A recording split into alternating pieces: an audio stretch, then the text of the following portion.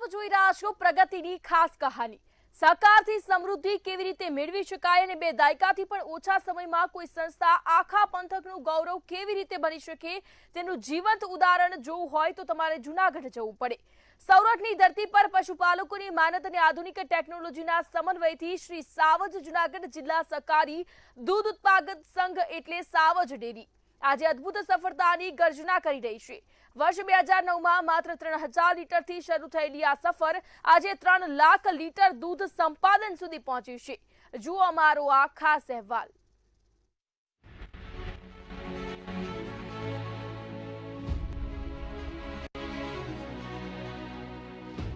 બે દાયકાથી પણ ઓછા સમયમાં વિકાસની સીંફાળ ભરતી જૂનાગઢની સાવજ ડેરી ગુજરાતમાં સ્થપાયેલ ડેરી કે દૂધ ઉત્પાદન સંઘમાં જો કોઈ સૌથી નવી ડેરી કે દૂધ ઉત્પાદક સંઘ હોય તો તે છે સોરઠની સાવજ ડેરી।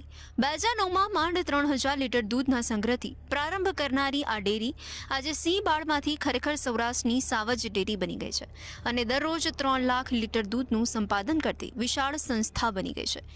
રામજીભાઈ ભેતરિયાએ સ્થાપેલું શ્રી સાવજ જૂનાગઢ જિલ્લા સહકારી દૂધ ઉત્પાદક સંઘના વિકાસની સફળતાની ગાથા પ્રેરણાદાયી છે।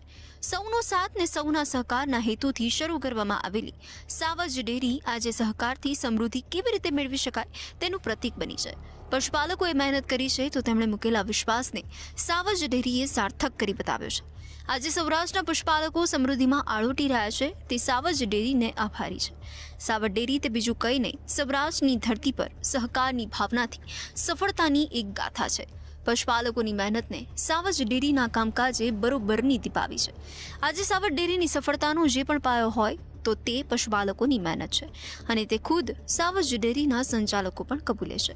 2 દાયકાથી પણ ઓછા સમયમાં સાધેલા વિકાસના કારણે સાવજ ડેરી ફક્ત જૂનાગઢનું જ નહીં પણ આખા સોરઠ પંથકનું ગૌરવ બની ગઈ છે।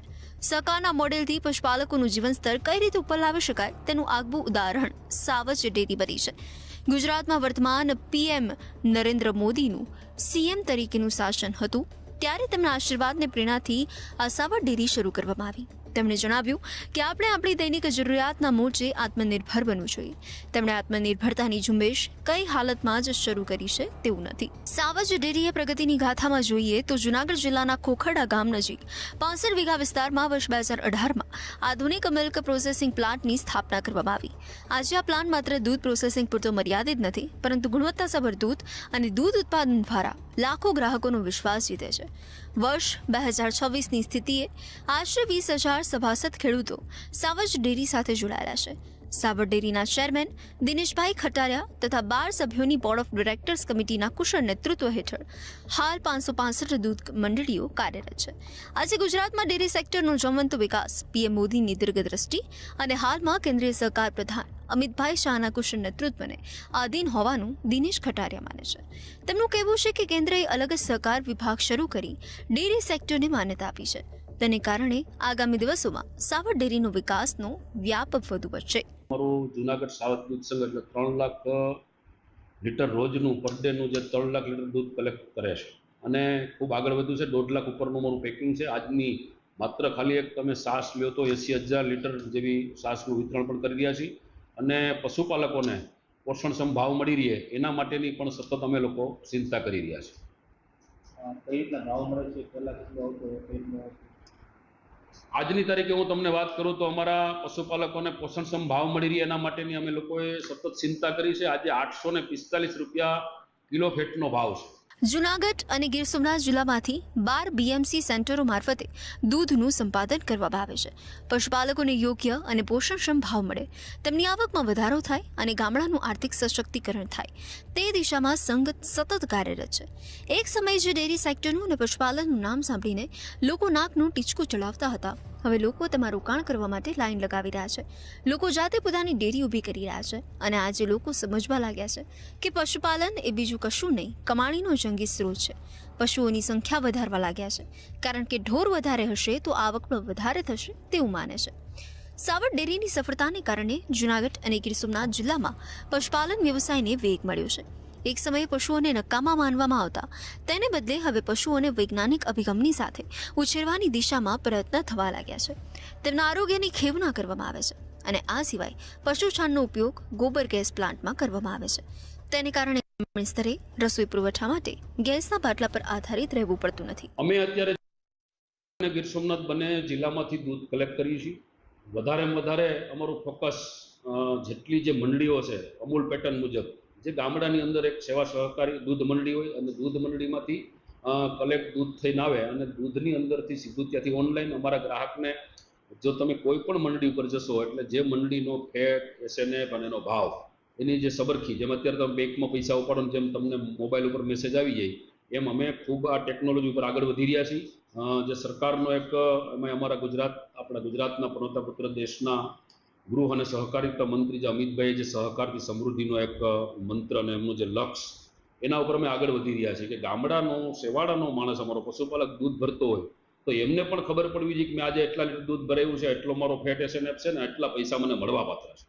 તો મંડળીથી માંડી અને બીએમસીથી માંડીને દૂધ સંઘ સુધીનું અમે ઓનલાઈન કરીને જે કાંઈ જે ભાવમાં વચારે જે કહેવાય ને કે વસેટિયા પ્રથા સંપૂર્ણપણે નાબૂદ કરીને જે ભાવ અહીંયા મળવા પાત્ર છે એ ભાવ સીધો મારા પશુપાલકના ખાતામાં જાય એવું ઓનલાઈન પેમેન્ટ થાય, એના માટે અમારું સંઘ અત્યારે ખૂબ કામ કરી રહ્યું છે.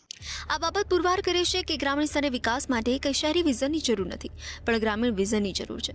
ગ્રામીણ સંસાધનનો યોગ્ય રીતે ઉપયોગ કરવાની જરૂર છે. પશુશાળામાંથી ગોબર ગેસનું ઉત્તમ ઉદાહરણ છે. આજે વધુને વધુ ગામડામાં ગોબર ગેસ પ્લાન્ટ બનાવવામાં આવી રહ્યા છે. ઘણી બધી ડેરીઓ અને ઘણા દૂધ ઉત્પાદક સંઘો પણ આ માટે આગળ આવ્યા છે.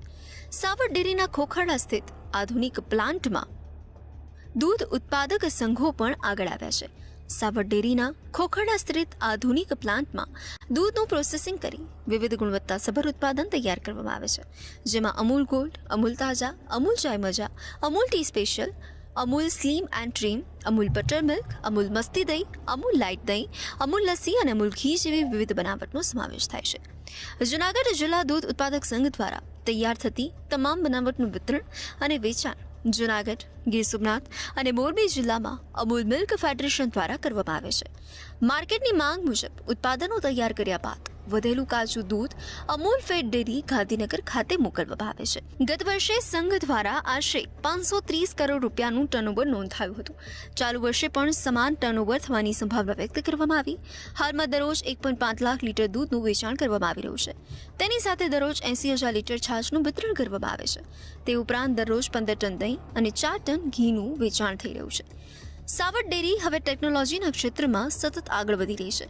હાલમાં 85% મંડળીઓ ઓનલાઈન સિસ્ટમ દ્વારા કાર્યરત છે. દર વર્ષે ખેડૂતોને આશરે 15 કરોડ રૂપિયાનું બોનસ આપવામાં આવે છે, જે સંઘની ખેડૂતો પ્રત્યેની પ્રતિબદ્ધતાનું પ્રતીક છે. ચેરમેન દિનેશભાઈ ખટારિયાએ જણાવ્યું કે સાવડ ડેરી સહકારની ભાવનાથી આગળ વધી રહી છે. દેશના ગૃહમંત્રીનું સહકારથી સમૃદ્ધિનું જે વિઝન છે તેને સાકાર કરવા અમે આધુનિક ટેકનોલોજી અને ખેડૂતોના વિકાસ સાથે સતત આગળ વધી રહ્યા છે. તેમણે જણાવ્યું કે અમારું વિઝન વિકાસ છે. આજે અમે આટલો ઝડપે વિકાસ સાધી શક્યા તેનું કારણ ડેરી ટેકનોલોજી છે. ડેરી ટેકનોલોજીને કારણે અમે દૂધનું ઝડપથી પ્રોસેસિંગ કરી શકીએ, જે દાયકાઓ પહેલાં શક્ય નહોતું. આજે અમે અમારી દૂધ મંડળીઓ ઝડપથી સ્થાપી શક્યા, તેની સંખ્યામાં નોંધપાત્ર વધારો કરી શક્યા. તેને કારણે દૂધ ઉત્પાદનમાં વધારો અમે હાંસલ કર્યો. દૂધનું ઉત્પાદન વધતા અમે દૂધની બનાવટના ઉત્પાદનમાં વધારો નોંધવામાં સફળતા મળી. મેનેજિંગ ડાયરેક્ટર વિશ્વનાથ નલવડેએ જણાવ્યું કે રોજનું આશરે 1.5 લાખ મીટર દૂધ વેચાણ થઈ રહ્યું છે. 15 ટન દહીં અને 4 ટન ઘીનું વેચાણ થાય છે. ખેડૂતોને દર વર્ષે 15 કરોડ જેટલું બોનસ આપવામાં આવે. 85% મંડળીઓ ઓનલાઈન કાર્યરત છે. સહકાર, વિશ્વાસ અને આધુનિકતાની ત્રિવેણી સાથ.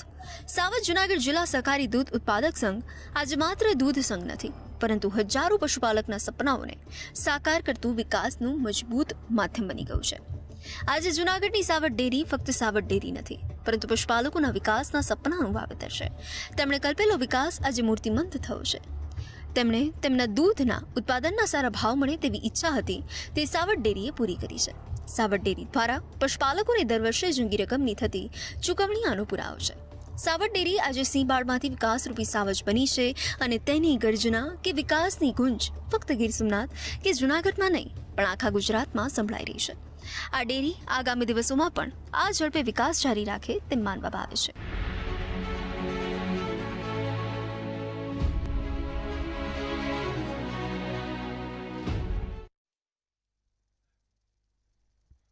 ખાસ અહેવાલોમાં હાલ બસ આટલું જ. સમાચારોની વધુ અપડેટ માટે જોતા રહો મંતવ્ય.